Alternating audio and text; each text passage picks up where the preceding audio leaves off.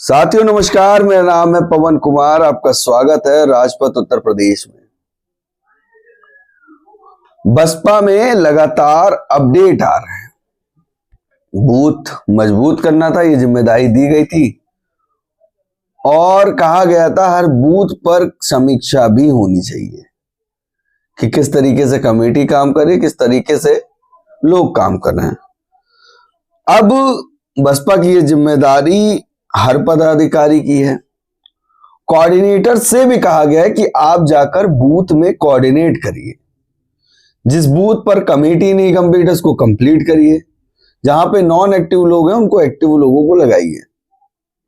इसी बीच बलरामपुर विधानसभा गसौड़ी गैसड़ी में booth sector समीक्षा हुई।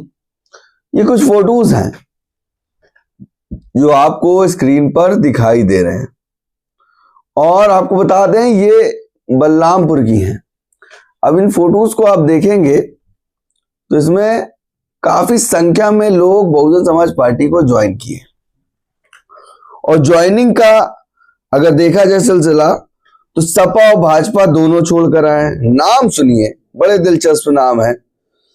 सचिन तिवारी, अमर पांडे, ऋषभ पांडे, विनय चौधरी, अंकुर तिवारी, अभिषेक ओझा, राम निश्चिंत चौधरी, श्याम यादव, मानसू कश्यप, राम खिलावन कश्यप, राजमन कश्यप, सलमान खान, पुजारी यादव,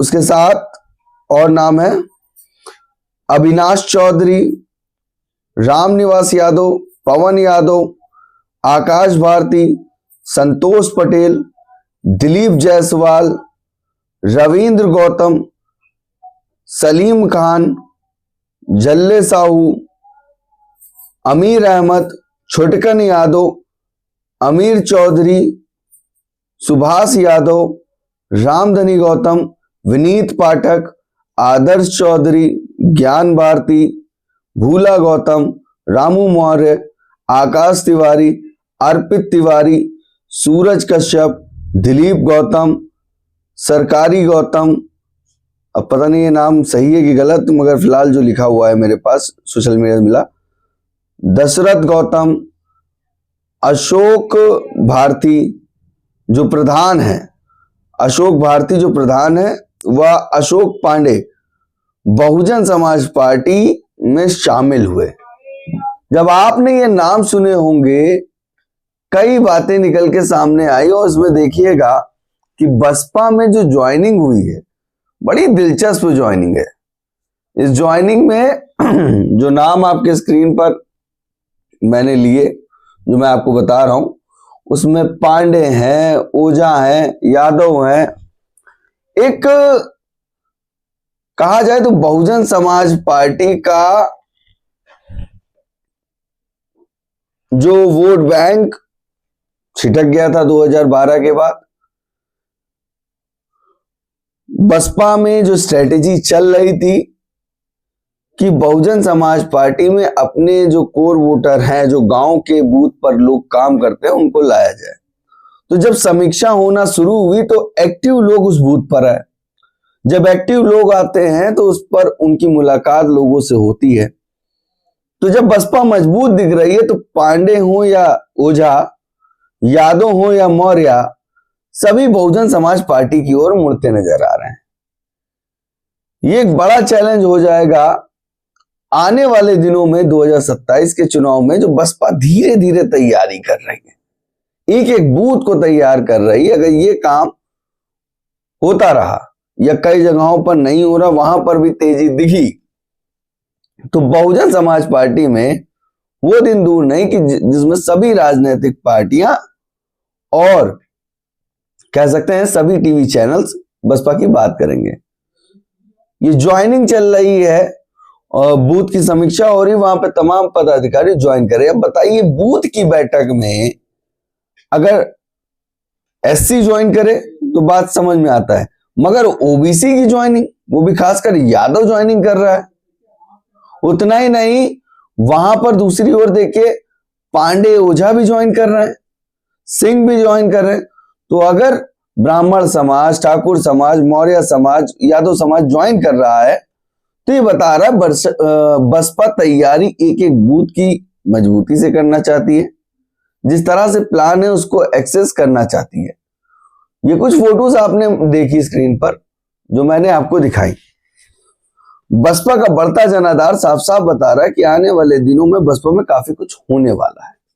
होने की बात करें तो कल एक खबर भी हम लोगों ने की, अगर आपने नहीं देखा तो चैनल पे जाकर देखिए कि जितनी बैठक बसपा सुप्रीमो ने कर दी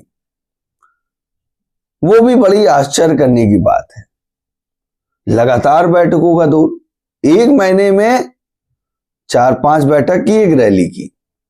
उसके बाद इस महीने में 1 तारीख से बैठक शुरू हुई लखनऊ से, अब दिल्ली में भी चल रही।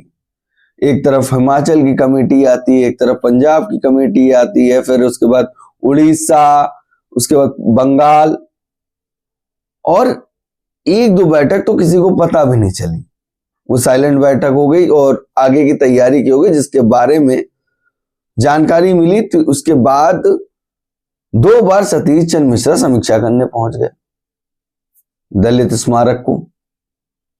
अगर बसपा इस तरह से एक्टिव रही तो जो पार्टियां सवाल करती थी, जो नेता कहते थे कि आपकी नेता निकलती नहीं है, आपकी नेता काम नहीं कर रही, आपकी नेता बोलती नहीं है, आप लोगों की बैठकें ही नहीं होती हैं, तो अब देखिए जो एक्टिविटी आई है तो ये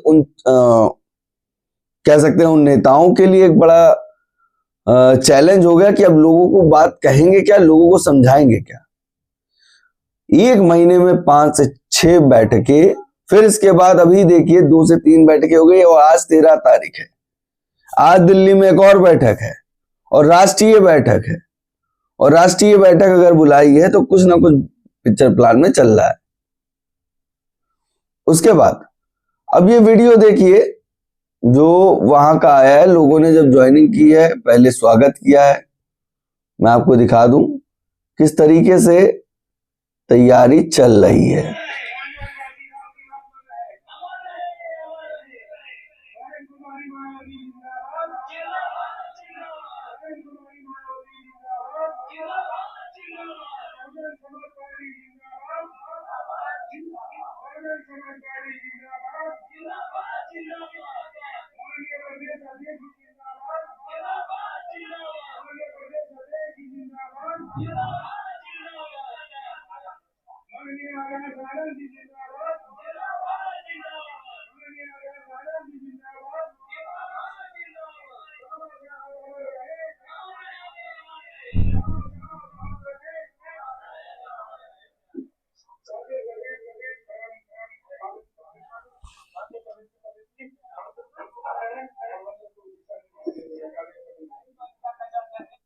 आप देखिए स्वागत हुआ, उसमें थोड़ा सा जैसे नारे में नए लड़के आ रहे हैं उनसे गलती हो रही है, उनको खुद से बुलवा रहे हो कि वो तैयार हो, वो बेहतर बोले, नारों का सीक्वेंस क्या होता है, हर चीज पे ध्यान रखा जाता है। तो ये बूथ की बैठकों में वो बच्चों को सिखाया जा रहा है।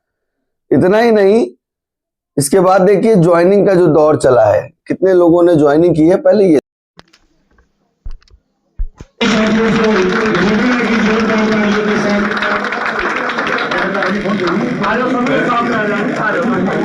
श्री अमर पांडे जी, श्री अमर पांडे जी से निवेदन है कि आप भी मंच पर सामने आने का कष्ट करें। श्री ऋषभ पांडे जी, श्री ऋषभ पांडे जी,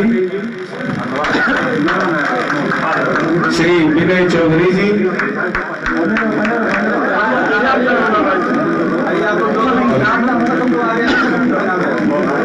श्री अंकुर तिवारी जी, श्री अंकुर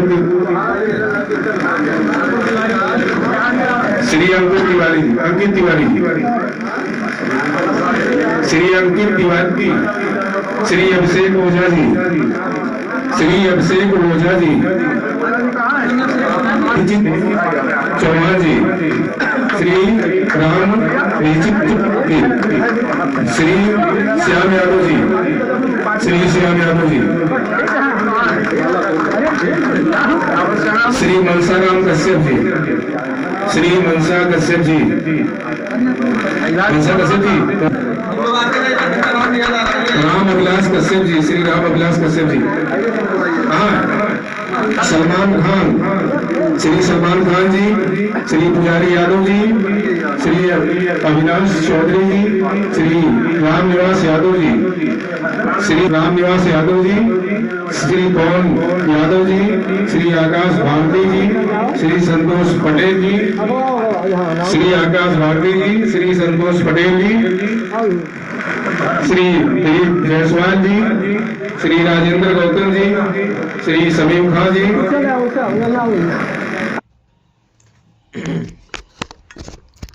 आपने देखा किस तरीके से ये ज्वाइनिंग हो रही। मैं वीडियो यहीं एंड कर देता, मगर इस वीडियो को देखते देखते हुए एक चीज ध्यान आ गई कि आपने अगर इस वीडियो को ध्यान से देखा हो और नहीं देखा हो तो थोड़ा सा पीछे होकर फिर से देखिएगा। इस वीडियो में आपको दिखेगा कि जो एज ग्रुप बूथ में ज्वाइनिंग हो रही है वो ज्यादा से ज्यादा 35 से 40 साल। जो नई विंग आ रही है, जो नए लोग आ रहे हैं, चाहे फिर वो SC हो, OBC हो, या कह सकते हैं आप जनरल कैटेगरी के लोग हों, वो 40 के आसपास हैं। ज्यादा से ज्यादा 40, वरना 30 और 35 की उम्र के लड़के दिखाई दे रहे हैं। अगर बूथ में इस तरह से ज्वाइनिंग होती रही और सबने इस चीज पर ध्यान दे दिया कि बूथ में युवाओं को जोड़ना है, तो ये बसपा के लिए एक प्लस पॉइंट हो सकता है। प्लस पॉइंट कैसे? एक एक बूथ पर समीक्षा करना, लोगों के घर पे बात करना, लोगों से मिलना, बस्तियों में कार्यक्रम करना, और जब कार्यक्रम हो तो यूथ आसानी से लोगों को गेट टुगेदर कर पाता है। तो अगर बसपा इस पॉइंट पर भी ध्यान दे रही कि एज ग्रुप किससे क्या काम लेना है और किसको क्या काम देना है, इसकी बात को भी गंभीरता को ध्यान रख रहा है, तो ये एक बड़ी खबर है। 30 साल का युवा जो कहीं ना कहीं दूसरी पार्टियों में आज, चाहे फिर भाजपा का हो या सपा का हो, उसके साथ दिखाई दे रहा है, और वो अब अगर बसपा की ओर मोड़ रहा है तो काफी कुछ बदलने वाला है। कल मैं एक जगह था, एक पत्रकार से मुलाकात हुई, वो वापस गाजियाबाद निकल गए हैं। तो उन्होंने कहा कि एक चीज तो है, इस रैली के बाद युवाओं पे बड़ा असर हुआ है।